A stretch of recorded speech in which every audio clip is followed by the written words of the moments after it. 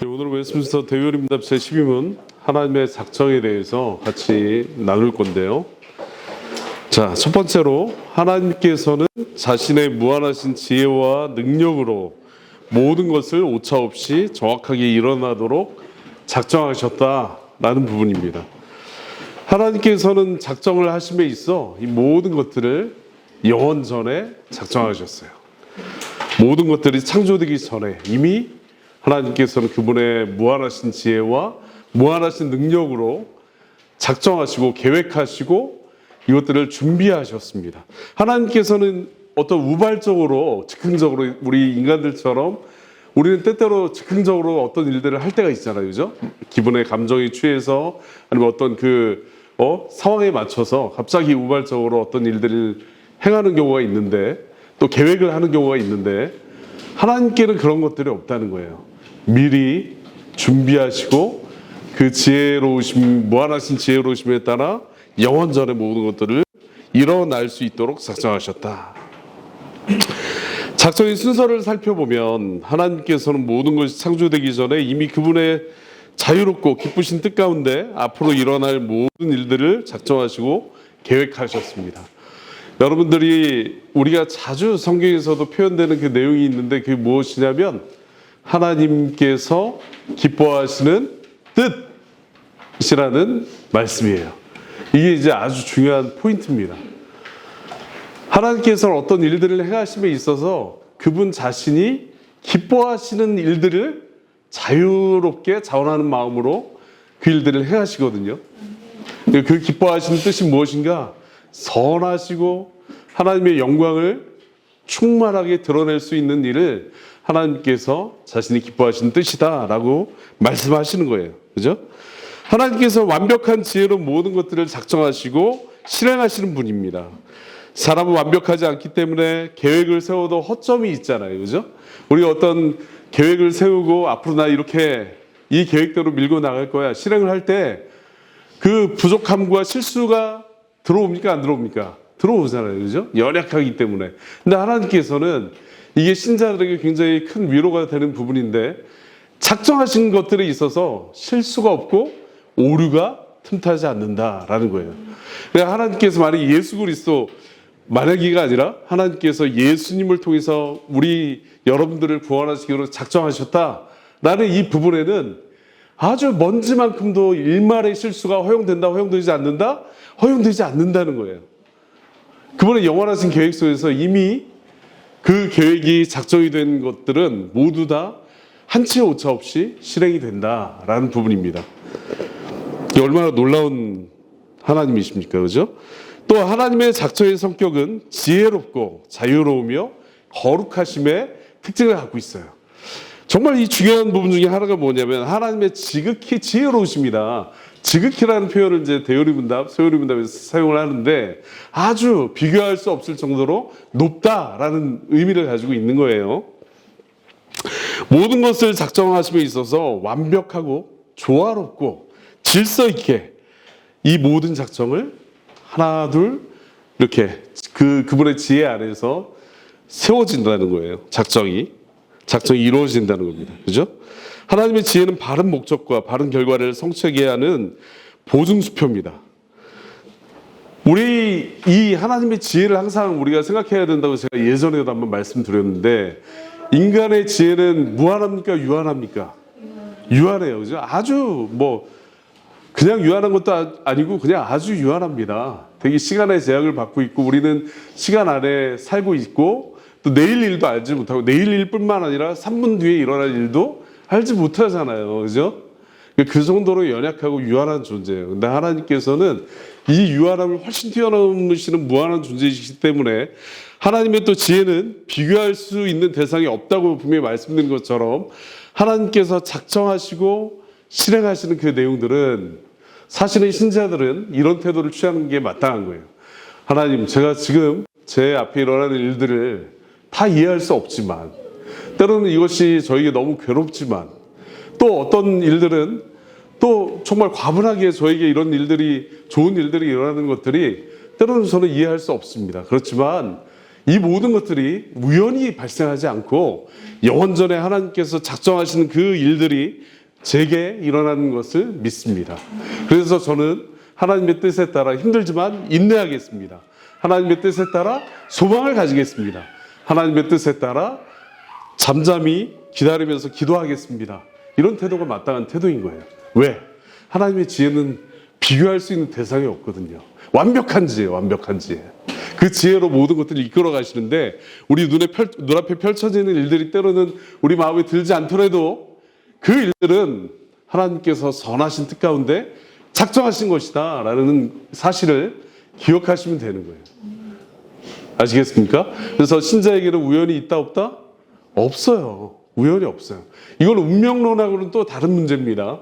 모든 게 다 결정돼 있으니까 나 아무것도 하지 않아도 돼. 어차피 하나님의 뜻이면 될 거고 아니면 안 될 거 아니야. 그러니까 나는 가만히 있을 거야. 라고 얘기하는 게 뭐예요? 하이퍼 칼빈주의. 하이퍼 칼빈주의. 하나님의 뜻대로 다 될 대로 되라. 나는 아무것도 할 게 없다. 가만히 앉아 있겠다. 감나무에서 감이 떨어지기를 기다리겠다. 하나님의 뜻이면 떨어질 거고 아니면 나는 굶어 죽겠지. 이게 좀 악한 생각이라는 거예요. 그죠? 성경은 그것을 주장하지 않습니다. 자, 믿음의 눈으로 하나님의 작정을 바라본다면 우리는 잠잠하고 인내하고 소망을 가지고 기다릴 수 있는 거예요. 두 번째, 하나님의 자유로우심은 작정을 하심에 있어서 어떤 피조물이나 환경에 전혀 영향을 받지 않는다는 거예요. 그러니까 하나님께서 어떤 작정을 하시는 거는 하나님 단독적으로 아주 기뻐하시는 뜻 가운데 삼위 하나님께서 연합하시는 그 속에서 이루어지는 것이지, 뭐 예를 들어서 가온이를 보고 가온이가 이렇게 하면 힘들 것 같은데 가온이의 이 상태를 보고 하나님께서 그 작정을 그 미래의 결과를 보고 움직이시지 않는다는 거예요. 먼저 제가 분명히 말씀드린 것처럼 영원전에 모든 것들을 작정하셨다라는 거예요. 그래서 그 유명한, 제가 재차 말씀드리지만 스펄전 목사님께서는 이 공중에 떠다니는 먼지조차도 제멋대로 움직이는 것이 아니라 하나님의 작정 안에서 움직이는 것이다 라고 하는 거예요. 하물며 우리한테 이루어지는 그 섭리의 손길은 먼지랑 비교할 수 있겠습니까? 비교할 수 없는 거예요. 그죠? 자, 그래서 하나님의 그 자유로우심, 이 작정을 하시는 데 있어서 자유로우심은 하나님의 절대적인 주권 가운데, 그분의 뜻 가운데, 그분의 기뻐하시는 뜻 가운데 일어나는 것이다. 세 번째로 거룩하심. 하나님의 작정은 죄로부터 완전히 분리된 작정이에요. 당연히 하나님의 속성상 죄를 용인하실 수도 없고 죄를 창조하실 수도 없으시며 죄를 가지고 하나님께서 그 작정 가운데 그 죄가 끼어들 틈이 없는 겁니다. 그죠? 거룩하신 속성을 가지고 있다는 거예요. 자, 두 번째. 이 부분이 아주 중요한 거예요. 하나님의 작정을 딱 생각하면 여러분들은 자연스럽게 머릿속에 이게 딱 떠올라야 됩니다. 하나님의 작정 무엇이냐? 라고 누가 묻는다면 하나님의 영광을 위해서 작정되었다라는 거예요. 하나님의 영광을 위해서.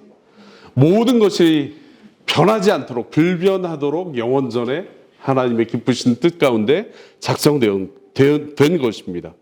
하나님의 작정의 목적은 하나님 자신의 영광을 향하고 있는 거예요. 그죠? 하나님께서는 모든 일을 하나님께 영광이 되도록 작정하셨어요. 하나님의 창조 사역, 하나님의 구원 사역, 하나님의 모든 일의 그 중심에는 또 그 최종 종착지는 하나님의 영광이에요. 예? 하나님의 영광. 하나님께서는 자신의 영광을 드러내시기를 기뻐하시는 분이에요. 왜냐? 여러분들 다른 피조물들을 생각해 보십시오. 하나님과 다른 피조물들. 하나님께서는 그 속성을 생각해 보면, 그 하나님의 영광스러운 속성을 생각해 보세요. 마땅히 영광을 받으실 만한 하나님이시잖아요. 그죠?